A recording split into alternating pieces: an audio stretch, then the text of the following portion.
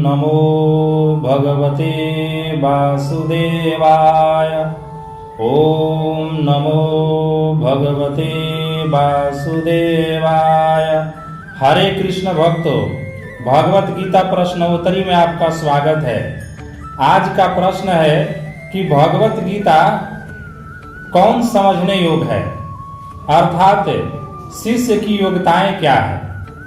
तो हम इस प्रश्न पर विचार करेंगे, जिसमें कुछ योग्यताएं पर हम चर्चा करेंगे जो शिष्य में होना चाहिए, जिसके द्वारा भगवत गीता वो समझ सके।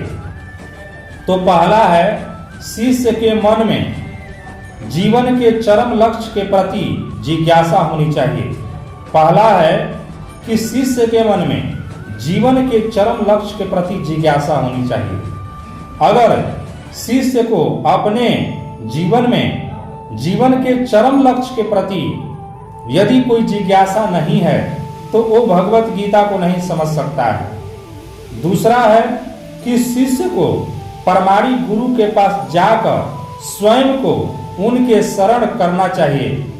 जब गुरु के पास शिष्य जाकर शरणागत होकर जब प्रश्न पूछेगा, तब उसको गीता का वास्तविक ज्ञान प्रकट होगा। और तीसरा है कि शिष्य को गुरु से नम्रता पूर्वक जिज्ञासा व्यक्त करनी चाहिए तथा ध्यान पूर्वक श्रवण करना चाहिए।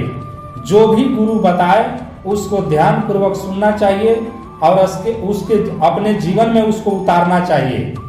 और चौथा है, शिष्य को सेवा द्वारा गुरु को प्रसन्न करना चाहिए।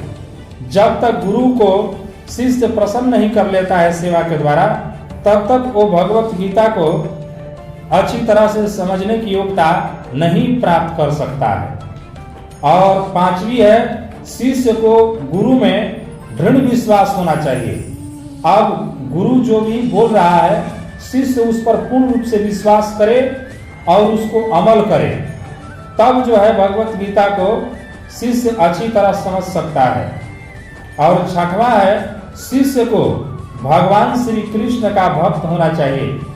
यदि भगवान में उसको श्रद्धा नहीं है, गुरु में श्रद्धा नहीं है, गुरु के प्रति भक्ति नहीं है, भगवान के प्रति भक्ति नहीं है, तो भगवत गीता को अच्छी तरह से नहीं समझ सकता है। इसीलिए भगवत गीता को समझने के लिए कम से कम शिष्य में इतनी योग्यताएं होनी ही चाहिए। बोलिए भक्तवत्सल भगवान की जय।